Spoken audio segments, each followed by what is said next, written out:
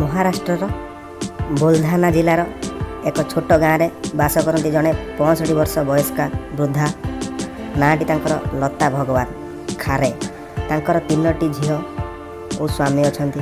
ସ୍ୱାମୀ ଓ ସ୍ତ୍ରୀ 2 ଜଣଙ୍କ ଆୟରେ ଚଳିଥାଏ ସଂସାର। ଦିନେ ହଠାତ୍ ତାଙ୍କ ସ୍ୱାମୀ ଅସୁସ୍ଥ ହୋଇପଡ଼ିଲେ। ତାଙ୍କୁ ପାଖ ହସ୍ପିଟାଲରେ ଭର୍ତ୍ତି କରାଗଲା। ସେଠାରେ ଡାକ୍ତର ତାଙ୍କୁ ଅନ୍ୟ ଏକ ବଡ଼ ହସ୍ପିଟାଲକୁ ସ୍ଥାନାନ୍ତରିତ କରିବାକୁ ନିର୍ଦ୍ଦେଶ କଲେ। ସେଠାରେ ଅଧିକ ଅର୍ଥ ଖର୍ଚ୍ଚ ହେବ ବୋଲି ଡାକ୍ତର କହିଲେ। ଲତା ଏବେ ଅସହାୟ ହୋଇପଡ଼ିଲେ। ଏତେ ପଇସା ଆଣିବେ କେଉଁଠୁ? ବାଧ୍ୟ ହୋଇ ସେମାନେ ହସ୍ପିଟାଲରୁ ବାହାରି ଆସିଲେ। ସେଇଠୁ ସେ ଏକ ତେଲ ଭାଜି ଦୋକାନ ପାଖରେ ବସିଥିଲେ। ସେଠାରେ 2ଟି ସିଙ୍ଗଡ଼ା ବରାଦ କଲେ।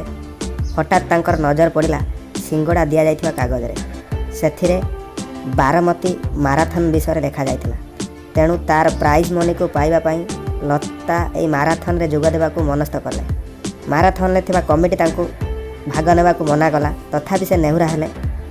ଶେଷରେ ତାଙ୍କୁ ମାରାଥନ୍ରେ ଭାଗ ନେବାକୁ ଚାନ୍ସ ଦିଆଗଲା। ଲୋକମାନେ ଆଶ୍ଚର୍ଯ୍ୟ ହୋଇଗଲେ ଯେତେବେଳେ ସେ ଏହି ମାରାଥନ୍ ଜିତିଲେ। ଏଥିରୁ ଆମେ ଶିଖିଲେ ଯେ age is a just number. ବୟସ ସଂଖ୍ୟା ମାତ୍ର।